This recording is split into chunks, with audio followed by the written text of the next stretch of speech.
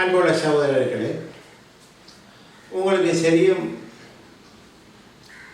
90ஆம் ஆண்டு அல்லது 91ஆம் ஆண்டு என்று நான் நினைக்கிறேன், ஈராக்குக்கு எதிராக ஜோர்ஜ் புஷ்ஷுடைய காலத்திலே அமெரிக்கா போர் தொடுத்த அந்த காலத்திலே, அமெரிக்காவுடைய நேச நாட்டு படைகள் எல்லாம் குண்டுகள் பொழிந்த அந்த காலத்திலே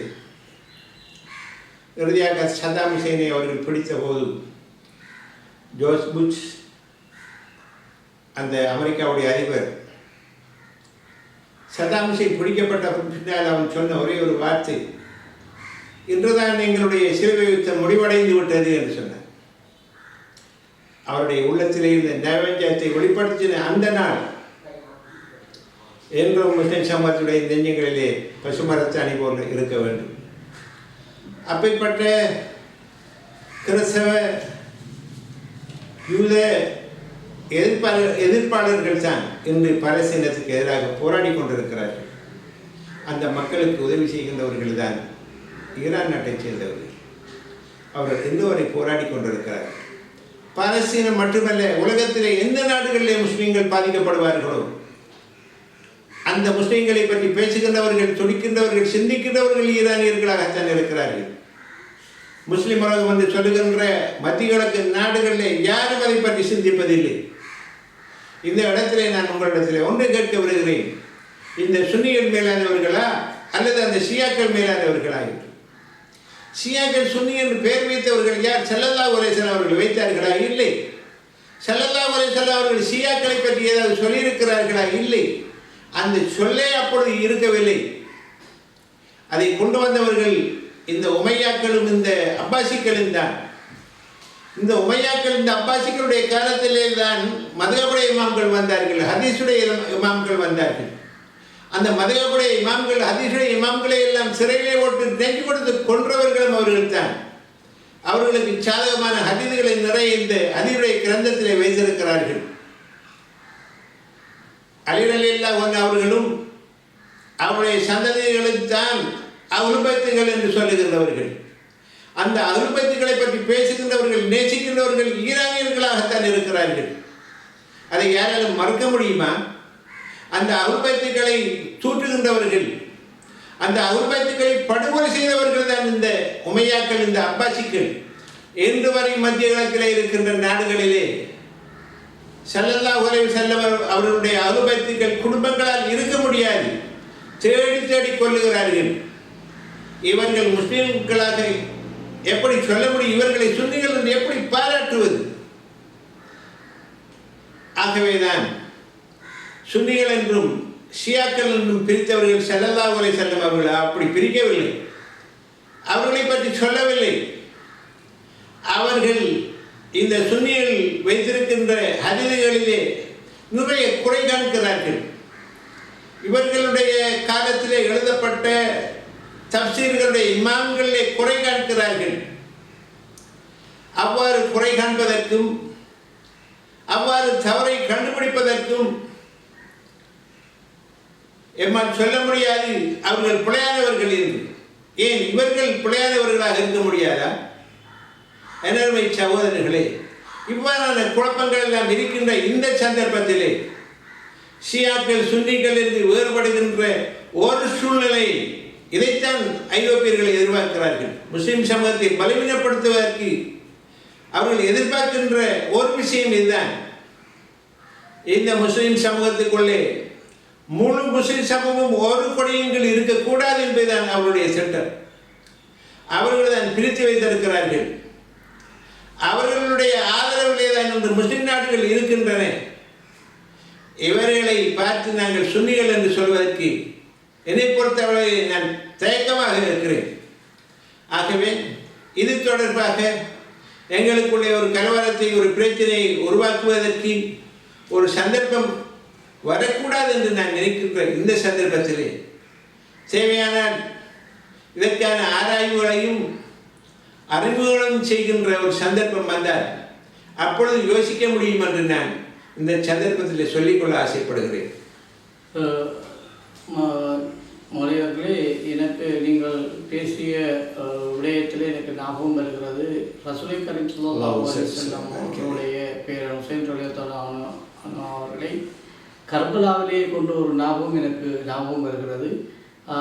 அதுவும் ஒரு ஆட்சியை, தன்னுடைய நாட்டை நீங்கள் காப்பாற்றித்தாருங்கள் என்று அழைத்துத்தான் அவர்களை அந்த கர்பலாவிலே கொண்டதாக நான் அறிகின்றேன். அது பற்றி நீங்கள் பூரணமாக சொல்ல முடியுமா?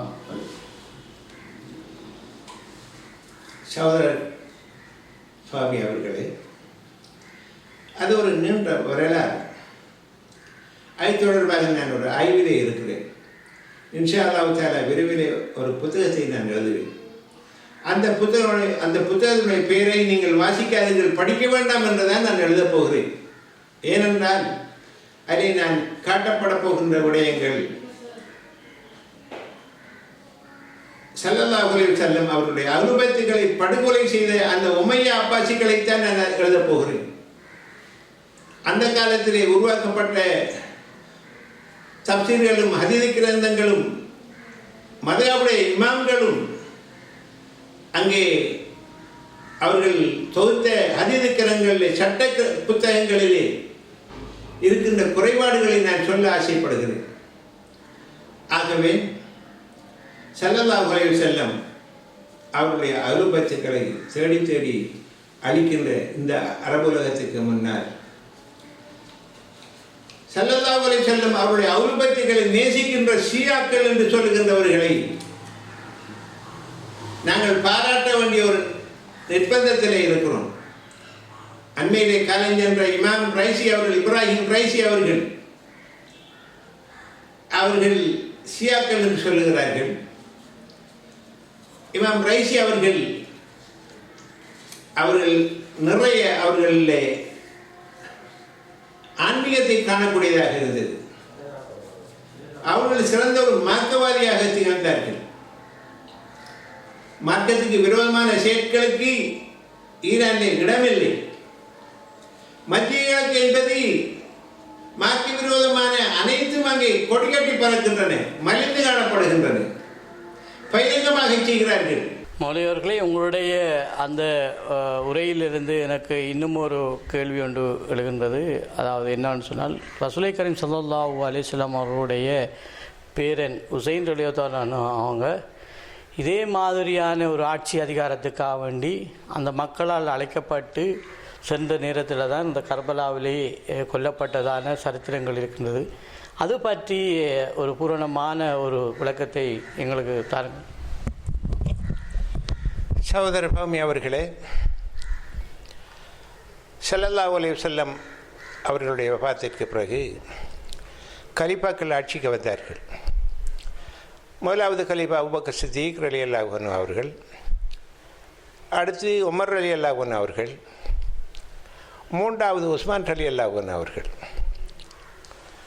அபூபக்கர் ரலியல்லாஹு அன்ஹு அவர்களை தவிர உமர் ரலியல்லாஹு அன்ஹு அவர்கள் படுகொலை செய்யப்பட்டுத்தான் அவர்கள் காலம் சென்றார்கள். அதே போல் உஸ்மான் ரலியல்லாஹு அன்ஹு அவர்களும் படுகொலை செய்யப்பட்டார்கள். மூன்றாவது கிலாபத்திற்கு அலி ரலியல்லாஹு அன்ஹு அவர்கள் வந்தபோது இந்த இரண்டாம் மூன்றாம் கலிஃபாக்கள் படுகொலை செய்யப்பட்ட அந்த சம்பவத்தோடு தொடர்பான நயவஞ்சவர்கள், முனாஃபிக்கீன்கள் அல்லது கலகக்காரர்கள், குழப்பவாதிகள், அலி ரலியல்லாஹு அன்ஹு அவருடைய காலத்திலே குழப்பம் தலைதூக்க ஆரம்பித்து விட்டது. அந்த கலவரத்திற்கு பின்னணியாக இருந்தவர்கள் பதவி ஆசை, அதிகார ஆசை, ஆட்சி செய்கின்ற அந்த மோகம், இதுதான் இதற்கெல்லாம் ஒரு காரணமாக இருந்தது. மக்களால் தெரிவு செய்யப்பட்ட கலீஃபா அலி ரலியல்லாஹு அன்ஹு அவர்கள் ஆட்சிக்கு வந்தபோது ஏற்கனவே உஸ்மான் ரலியல்லாஹு அன்ஹு அவர்களால் நியமிக்கப்பட்ட இஸ்லாமிய ராஜ்யங்களுடைய கவர்னர்களாக இருந்தவர்கள் அலி ரலியல்லாஹு அன்ஹு அவருடைய கருத்திலே ஆட்சியின் தலைவராக இருக்கின்ற பொழுது சில நியமன மாற்றங்களை செய்ய வேண்டிய ஒரு நிர்பந்தம் அங்கே வந்தபோது ஏற்கனவே உஸ்மான் ரலியல்லாஹு அன்ஹு அவருடைய காலத்திலே சிரியாவுடைய கவர்னராக இருந்த முஆவியாவை அவர்கள் நிப்பாட்டினார்கள். ஒரு மாற்று ஏற்பாடு செய்தார்கள். ஹஜ்ரத் அலி ரலியல்லாஹு அன்ஹு அவர்கள் ஆட்சி தலைவர். இந்த நேரத்திலே தான் முஆவியா ரலியல்லாஹு அன்ஹு அவர்கள் சிரியாவிலே ஒரு படையை தயாரித்து அலி ரலியல்லாஹு அன்ஹு அவர்களுக்கு எதிரான ஒரு போராட்டத்தை கொண்டு வந்தார்கள். அவர்களுடைய போராட்டத்தின் விளைவாகத்தான் ஜமல் யுத்தம் நடைபெற்றது, சிஃபின் யுத்தம் நடைபெற்றது. இவ்வாறு 2 யுத்தங்களிலும் அதிகாரத்தை பறிப்பதற்காக அவர்களுடைய சதி திட்டங்கள், சதி வலையிலே 2 ஆட்சிகள் அங்கே ஏற்பாடு செய்யப்பட்டது. ஒரு கிலாபத்தில் இருக்க வேண்டிய முஸ்லிம் ராஜ்யம் 2 கிலாபத்துக்கு கீழ் வரக்கூடிய ஒரு நிர்பந்தம் ஏற்படுத்தப்பட்டது. ஒரு சூழ்ச்சி வலையிலே தான் சிரியாவிலே ஒரு ராஜ்யமும் பக்தாதிலே கூஃபாவிலே ஒரு ராஜ்யமுமாக இருந்தது. அலி ரலியல்லாஹு அன்ஹு அவர்கள் கூஃபாவிலே அவர்களுடைய ஆட்சியை வைத்தார்கள். பக்தாதிலே சிரியாவிலே முஆவியா ரலியல்லாஹு அன்ஹு அவர்கள் ஆட்சியை நிறுவினார்கள். இவ்வாறு நிறுவி முஸ்லிம் உலகம் சின்னாபின்னப்படுத்தப்பட்டது. இவ்வாறு சின்னாபின்னப்படுத்தப்பட்ட அதற்கு பிறகு அலி ரலியல்லாஹு அன்ஹு அவர்களும் படுகொலை செய்யப்பட்டார்கள். அதுவும் அதிகார குழப்பம்தான், ஆட்சி குழப்பம்தான். இவ்வாறு படுகொலை செய்யப்பட்ட அலி ரலியல்லாஹு அன்ஹு அவர்களுடைய ஆட்சியிலே அவர்களுடைய முதலாவது மகன் ஹசன் ரலியல்லாஹு அன்ஹு அவர்களை மக்கள் தெரிவு செய்தார்கள். அப்போது எப்படி அலி ரலியல்லாஹுடைய ஆட்சிக்கு எதிராக முஆவியா சிரியாவுடைய ஆட்சியை குழப்பினார், ஆட்சியை பறித்தார், அதே போன்று ஹசன் ரலியல்லாஹு அன்ஹு அவர்களுக்கு எதிரான அவருடைய ஆட்சிக்கு எதிரான ஒரு கலவரத்தை தூண்டி முஆவியா ரலியல்லாஹு அன்ஹு அவர்கள் கடைசியிலே எப்படியோ ஹசன் ரலியல்லாஹு அன்ஹு அவர்கள் கொல்லப்பட்டார்கள், நஞ்சூட்டி கொலை செய்தார்கள். அதுக்கு பிற்பாடு ஹுசைன் ரலியல்லாஹு அன்ஹு அவர்கள் கூஃபா வாசிகள் ஹுசைன் ரலியல்லாஹு அன்ஹு அவர்கள் மதீனாவிலே வாழ்ந்தார்கள். மதீனாவிலே வாழ்ந்த ஹுசைன் ரலியல்லாஹு அன்ஹு அவர்களை கூஃபா வாசிகள், பக்தாதுடைய ஒரு பிராந்தியம் தான் கூஃபா, அந்த கூஃபா தான் அலி ரலியல்லாஹு அன்ஹு அவருடைய ராஜதானியாக இருந்தது. அப்பேற்பட்ட ராஜதானிகளை எல்லாம் சிரியாவுடைய மன்னராக உமையாக்களுடைய தலைவராக இருந்த முஆவியா ரலியல்லாஹு அன்ஹு அவர்கள் தன்னந்தனி அரசாக ராஜ்யத்தின் தலைவராக இருக்கின்ற அந்த பேராசையின் காரணமாக ஹுசைன் ரலியல்லாஹு அன்ஹு அவர்களுக்கு ஆட்சியை கொடுக்க மறுத்தார்கள். மக்களாட்சியாக இருக்க வேண்டிய அந்த கலாபத் ஆட்சி முஆவியா இறந்ததற்கு பின்னால், இறப்பதற்கு முதலே அவருடைய மகன் ஒரு ஊதாரி, இஸ்லாமிய பண்புகள் எதுவுமே இல்லாத ஒரு மனிதன், ஆடலுக்கும் பாடலுக்கும் குடிகளும் குத்துகளுமாக இருந்த ஒருவர் தான் யசீது, முஆவியாவுடைய மகன். அவருக்கு ஆட்சி கொடுக்கப்பட்டது, மன்னர் ஆட்சி. முஆவியாவுடைய மகன் முஆவியா அவருடைய மகனுக்கு ஆட்சியை கொடுத்தார். அப்பொழுது மக்கள் கூபாவாசிகள் கிளர்ந்தெழுந்தார்கள். அந்த அநியாயத்தை அவர்கள் தாங்க முடியாமல் மதீனாவில் இருந்த ஹுசைன் ரலியல்லாஹு அன்ஹு அவர்களை அழைத்தார்கள். வாருங்கோ, எங்களை பாதுகாப்பதற்கு ராஜ்யத்தை நீங்கள் பாரமிடுங்கள் என்று கடிதத்துக்கு மேலே கடிதம் எழுதி ஹுசைன் ரலியல்லாஹு அன்ஹு அவர்கள் வரவழைக்கப்பட்டார்கள். அந்த ஹுசைன் ரலியல்லாஹு அன்ஹு அவர்கள் அந்த மக்களுடைய வேண்டுகோளுக்காக வந்த பொழுது உமையாக்களுடைய 2வது தலைவராக இருந்த முஆவியாவுடைய மகன் யசீத் எப்படியோ ஹுசைன் ரலியல்லாஹு அன்ஹு அவர்களை படுகொலை செய்கின்ற அந்த நோக்கத்திலே அந்த கூபா பிராந்தியத்துக்கு கவர்னராக இப்னு ஜியாத் என்ற ஒருவரை போட்டு அவருக்கு அந்த மன்னர் எஜிது கட்டளையிட்டார், ஹுசைன் ரலியல்லாஹு அன்ஹு அவருடைய சிறு படையை நீரில்லாத பிரதேசத்திலே அமர்த்துங்கள், மீண்டும் அவர்கள் திரும்பி போகாத மாதிரி சிக்க வையுங்கள், அவர்களுக்கு நீர் கிடைக்கக்கூடாது. ஒரு அகால ஒரு இடம்தான் கர்பலா என்கின்ற இடம். அந்த கர்பலாவிலே ஹுசைன் ரலியல்லாஹு அன்ஹு அவர்களோடு சென்ற 180 பேர், 50 பேரும் அஹ்லுல் பைத்துக்கள் தான். அவர்களோடு 4000 வீரர்களை கொண்ட ஒரு படையை கொண்டு வந்து சுற்றி வளைத்து அந்த சிறுபடையை கொலை செய்து இறுதியாக ஹுசைன் ரலியல்லாஹு அன்ஹு அவர்களை படுகொலை செய்து மிஞ்சி இருந்த ஹுசைன் ரலியல்லாஹு அவர்களுடைய மனைவி பெண்களை எல்லாம் சிறைவாரி சிரியாவுக்கு அழைத்து அவமானப்படுத்தி அவர்களுடைய வம்சம்தான் அஹ்லுல் பைத்துக்கள். அஹ்லுல் பைத்துக்கள் அழிக்கப்பட்ட பிறகு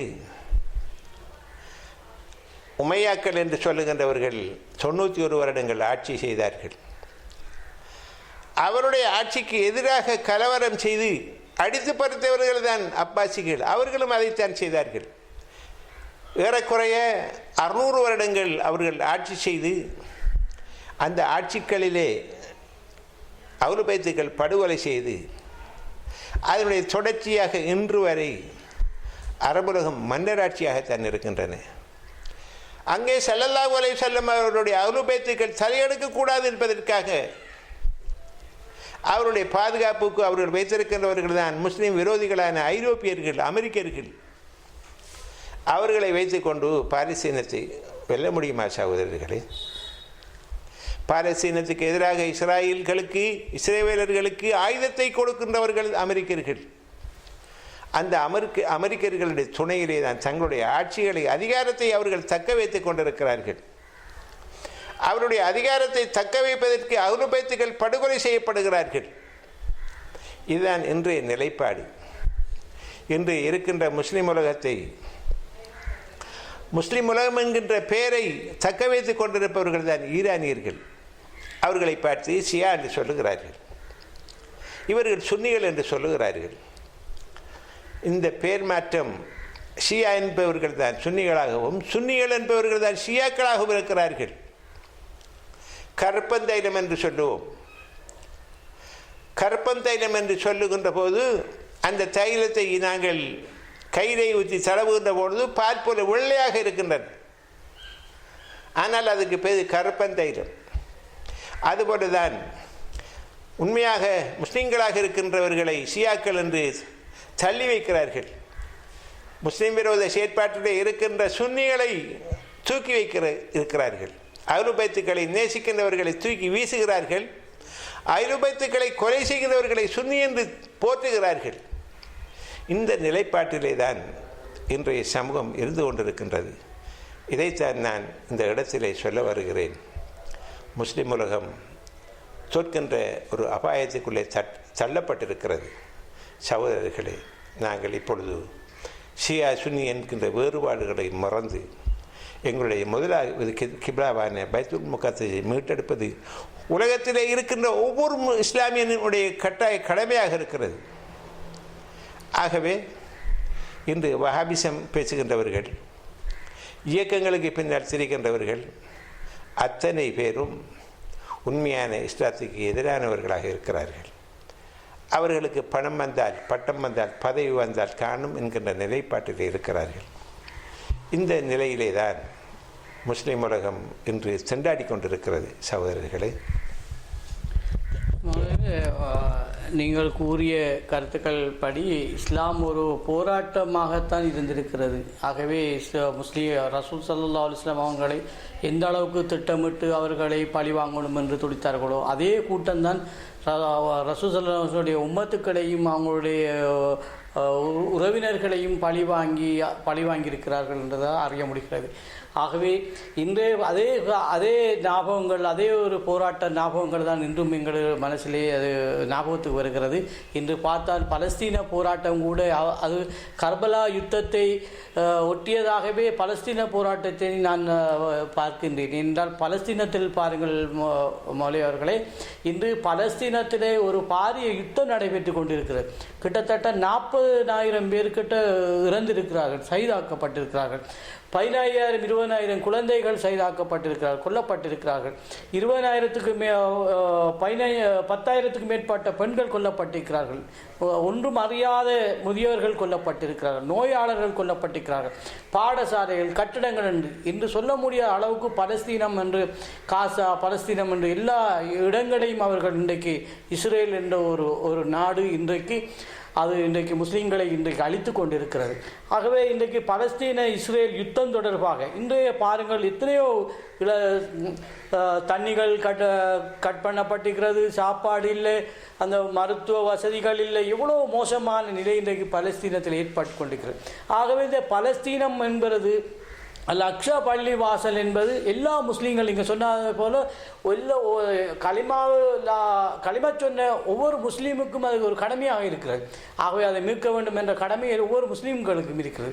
அந்த அடிப்படையில் இன்றைக்கு பலஸ்தீனத்தில் நடக்கின்ற யுத்தம் தொடர்பாக இன்றைக்கு அரபுலக நாடுகள் சொல்லப்படுகின்ற Saudi, Kuwait, Dubai, Bahrain, Oman, அடுத்தது துருக்கி, எவ்வளோ நாடுகள் எல்லா வல்லரசு பொருளாதார ரீதியான வசதிகளை வைத்துக்கொண்டும் ஆயுத வளங்களையும் வைத்துக்கொண்டு இன்றைக்கு அவர்கள் மௌனம் காப்பதன் அர்த்தம் என்ன மொழியவர்களே? சகோதர பௌமி அவர்களே, இவர்கள் வாழ வேண்டும், இஸ்லாம் சாக வேண்டும். இஸ்லாத்தை சாக வைத்து இவர்கள் வாழ்ந்து கொண்டிருக்கிறார்கள். இவர்கள் சற்று இஸ்லாம் வாழ்கின்ற ஒரு நிலைப்பாட்டை இவர்கள் எடுத்திருந்தால் இவ்வளவு அனர்த்தம் ஏற்பட்டிருக்காது. எந்த ஒரு மனிதனை எடுத்துக்கொண்டாலும் அவன் குறிப்பிட்ட ஒரு காலத்துக்கு தன் உலகத்தில் வாழப்போகிறான். 100 வருடம் வாழ்ந்து 101வது வருடம் அவன் மரணிக்கத்தான் போகிறான். இப்பேற்பட்ட அந்த நிலைப்பாட்டிலே நீண்டகால வாழ்க்கை என்பது யாராலும் அவ்வாறு வாழ முடியாது. இஸ்லாம் தான் நீண்டகால வாழ்க்கையிலே இருக்க வேண்டும். அந்த இஸ்லாத்தை கொன்று அழித்து இவர்கள் வாழ நினைக்கிறார்கள். இதுதான் இன்றைய ஆபத்தான நிலைப்பாடு. ஆகவே இன்று முஸ்லிம் உலகம் நினைத்தால், அவர்கள் அல்லாஹ்வை நம்பியிருந்தால் ஐரோப்பியர்களுடைய ஆயுதங்கள் அவர்களுக்கு தேவையில்லை. அல்லாஹ் அவர்களை வெல்ல வைப்பான். ஸல்லல்லாஹு அலைஹி வஸல்லம் அவர்களை அனாதையாக பிறந்து அவர்கள் உம்மி நபியாக அல்லாஹ் சுப்ஹானஹு வ தஆலா அவர்களை நபியாக அனுப்பி இந்த உலகத்திலே அனாதையாக இருந்து ஆட்சி செய்தவர், ஒரு குடிமகனாக இருந்து அரசராக இருந்தவர்,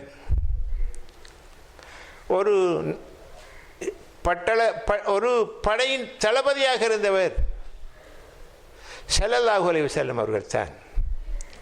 அவர்களுடைய வாழ்க்கை இன்று நிலைநாட்டப்படுமாக இருந்தால் முஸ்லீம் உலகம் இவ்வாறு தலைகுனிய தேவையில்லை.